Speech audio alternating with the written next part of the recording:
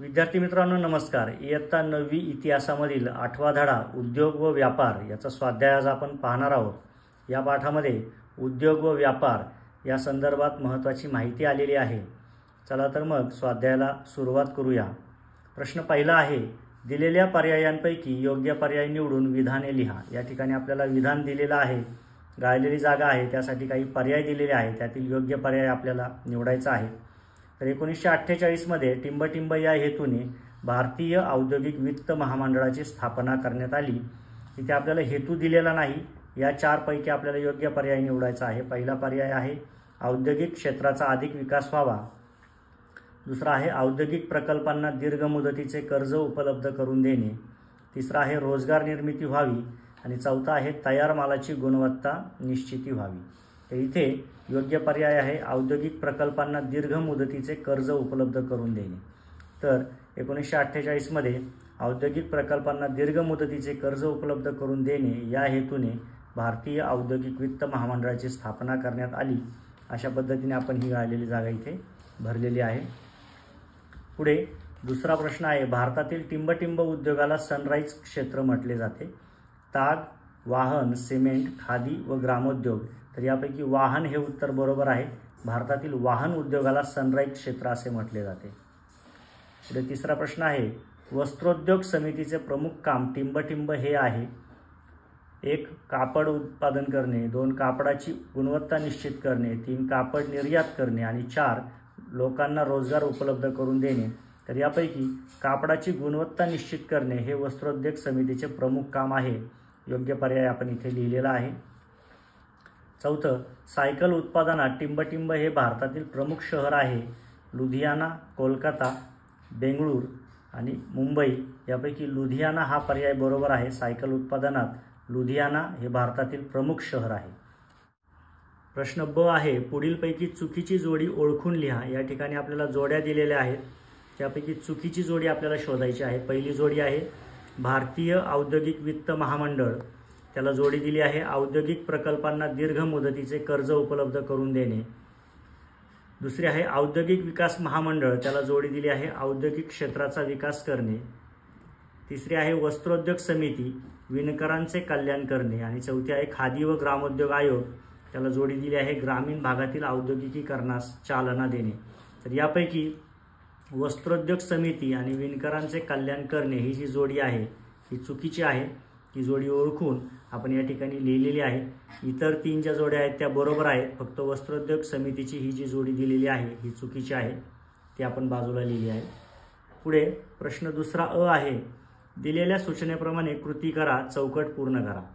भारतात आयात होणाऱ्या वस्तू आणि भारतातून निर्यात होणाऱ्या वस्तू, इथे आपल्याला चौकटीमध्ये या वस्तूंची नावं लिहायची आहे। तर भारतात आयात होणाऱ्या वस्तू म्हणजे अशा वस्तू ज्या दुसऱ्या देशातून आपल्या देशात येतात, तर त्या आहेत खनिज तेल, नैसर्गिक वायू, औषधे, खते, मोबाईल, टीव्ही, यंत्रांचे सुटे भाग, लोखंड, लॅपटॉप, अद्ययावत लष्करी सामग्री, लढाऊ विमाने, तोफा, पाणबुड्या, नौका, प्रवासी विमाने, रेल्वेचे डबे, इंजिने, आधुनिक तंत्रज्ञान, गरजेनुसार अन्नधान्य, डाळी, कांदे इत्यादी। तर हे सर्व साहित्य भारतामध्ये आयात होत असतं, म्हणजेच दुसऱ्या देशातून आपल्या इथे येत असतं। आता या उलट भारतातून निर्यात होणाऱ्या वस्तू पाहूया, म्हणजे अशा वस्तू की ज्या भारतातून इतर देशात विक्रीसाठी जातात। तर त्या आहेत चहा, कॉफी, मसाल्याचे पदार्थ, सुती कापड, चामडे व पादत्राणे, मोती, मौल्यवान हिरे, सिमेंट, मीठ, हापूस आंबा, मोटारी, ट्रॅक्टर, रेल्वे इंजिने, सायकली इत्यादी। तर हे सर्व साहित्य भारतातून निर्यात होतं, म्हणजेच इतर देशात विक्रीसाठी जात असतं। पुढे आहे टिपा लिहा, भारताची आयात निर्यात याविषयी आपल्याला माहिती लिहायची आहे। तर सुरुवातीला आपण आयात याविषयी माहिती लिहूया। ज्या वस्तूंचे देशांतर्गत उत्पादन कमी होते किंवा कधीकधी तुटवडा भासतो, अशा वेळी शासन किंवा खाजगी उद्योजक त्या वस्तू परदेशातून मागवतात, यालाच वस्तूंची आयात करणे असे म्हणतात। तर सुरुवातीला आपण आयातचा अर्थ पाहिला की देशामध्ये ज्या वस्तू तयार होतात त्यातल्या काही वस्तू अशा असतात की देशामध्ये जेवढी गरज आहे त्यापेक्षा त्या कमी तयार होत असतात, त्यामुळे बाजारामध्ये अशा वस्तूंचा तुटवडा भासतो, लोकांना त्या वस्तू उपलब्ध होत नाही। अशा वेळी शासन किंवा खाजगी उद्योजक दुसऱ्या देशातून त्या वस्तू मागवतात आणि या वस्तू अशा प्रकारे दुसऱ्या देशातून मागवणे यालाच वस्तूंची आयात करणे असं म्हणतात. आयातची टीप लिहित असताना दुसरा मुद्दा पाहूया. उद्योग व्यवसायात वस्तूंचे अनेक भाग देशात तयार होत नसतात. अशा वस्तूंची आयात करावी लागते. औद्योगिक वस्तू व त्यासाठी लागणाऱ्या कच्च्या मालाची आयात करावी लागते.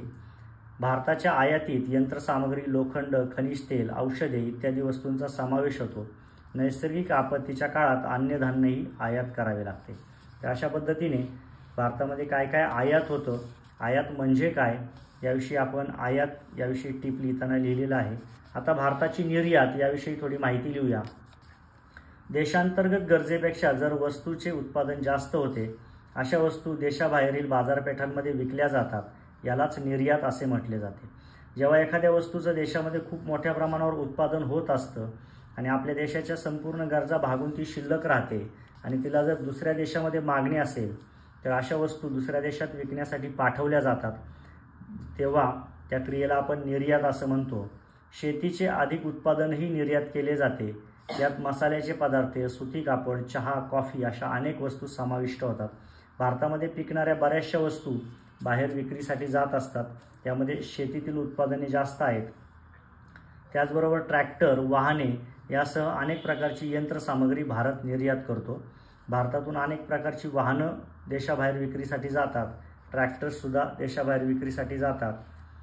मौल्यवान हिरे, मोती, चामडे व पादत्राणे इत्यादी बाबी भारतातून अन्य देशात निर्यात होत असतात.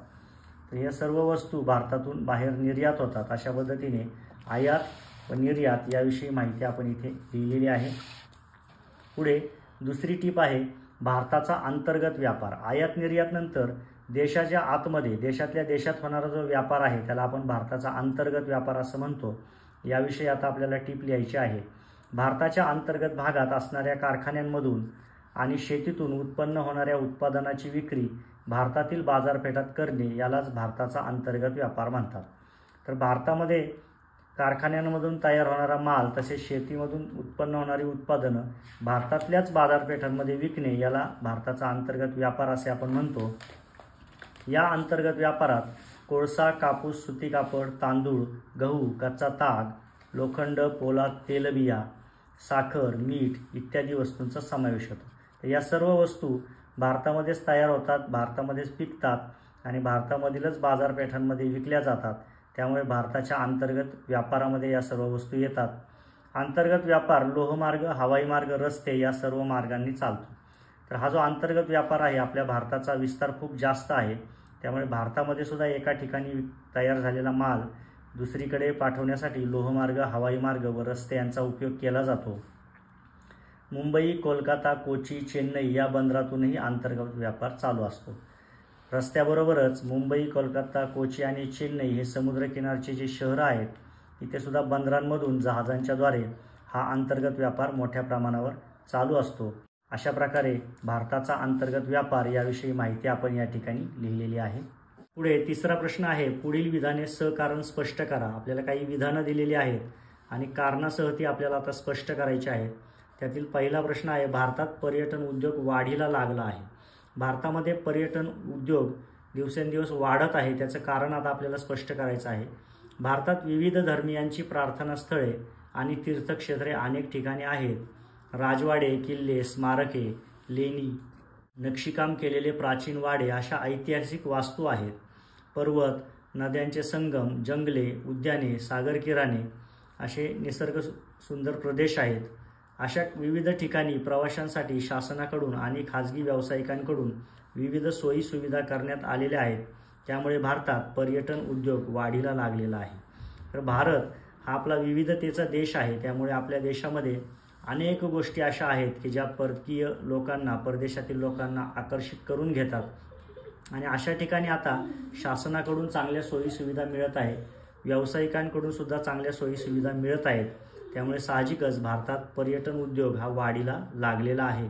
इथे आपण त्याचं कारण व्यवस्थितपणे स्पष्ट केलेलं आहे. पुढे दुसरं विधान आहे भारतीय जनतेचे जीवनमान व राहणीमान यांचा दर्जा सुधारतो आहे. भारतामध्ये जे सामान्य लोक राहतात त्या सर्वांच्याच आता जीवनमान आणि राहणीमानामध्ये थोडीशी सुधारणा होत आहे. त्याचं कारण आता आपल्याला इथे स्पष्ट करायचं आहे. भारतात प्रतिवर्षी अनेक प्रकारचे उद्योगधंदे वाढत आहेत. भारतीय वस्तूंची आंतरराष्ट्रीय बाजारपेठेत विक्री होत आहे. आधुनिक पद्धतीने आणि यांत्रिक अवजारांची शेती केली जात आहे. त्यामुळे शेतीमध्ये उत्पादन वाढत आहे. शेतीमुळे व औद्योगिक विकासामुळे रोजगाराच्या संधी वाढत आहेत. या सर्व विकासामुळे भारतीय जनतेच्या जीवनमानाच्या आणि राहणीमानाचा दर्जा सुधारतो आहे. तर भारतामध्ये हे जे बदल होत आहेत, ज्याद्वारे सामान्य लोकांना रोजगार उपलब्ध होत आहे, वेगवेगळ्या संधी उपलब्ध होत आहेत, उद्योगधंदे वाढत आहेत, बाजारपेठासुद्धा विकसित होत आहेत आणि या सर्वांच्या योगदानातून भारतीय जनतेचं जीवनमान आणि राहणीमान यांचा दर्जा सुधारत चाललेला आहे. त्याच्यामागचं कारण आपण इथे स्पष्ट केलेलं आहे. पुढे प्रश्न 4 आहे. पुढील प्रश्नांची सविस्तर उत्तरे लिहा. यातील पहिला उपप्रश्न आहे, शेती व्यवसायाला प्रोत्साहन मिळावे म्हणून शासन कोणते प्रयत्न करते?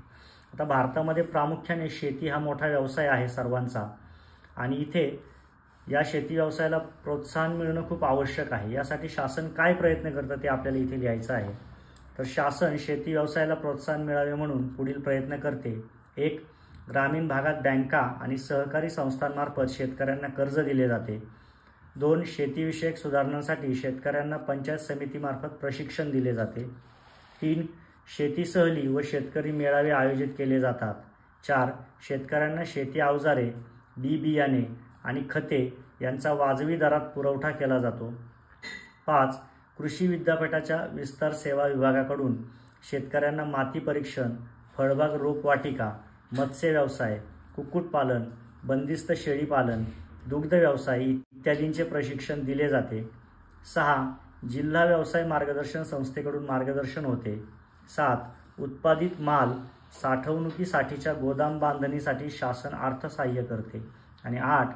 शेततळी, पीक विमा संरक्षण, उत्पादित माल खरेदी करणे इत्यादी बाबतीतही शासन शेतकऱ्यांना मदत करते. अशा पद्धतीने शेतकऱ्यांच्या संदर्भामध्ये त्यांना प्रोत्साहन मिळावं म्हणून शासनाचे जे काही योजना आहेत त्या सर्व योजनांचा आढावा या उत्तरामध्ये आपण घेतलेला आहे. आणि शेतीच्या बरोबरच शेतीशी संबंधित असलेले जे उद्योग आहेत त्याच्यामध्ये फळबाग रोपवाटिका, मत्स्य व्यवसाय, कुक्कुटपालन, बंदिस्त शेळीपालन, दुग्ध व्यवसाय या सर्वांचं सुद्धा शासन प्रशिक्षण देऊन शेतकऱ्यांना मदत करत आहे. आणि या सर्व योजना शेतकऱ्यांसाठी त्यांना प्रोत्साहन मिळावं, शेती व्यवसायाची वाढ व्हावी या दृष्टीने केलेल्या आहेत. तर शासनाच्या या सर्व प्रयत्नाचा आढावा या प्रश्नामध्ये आपण घेतलेला आहे.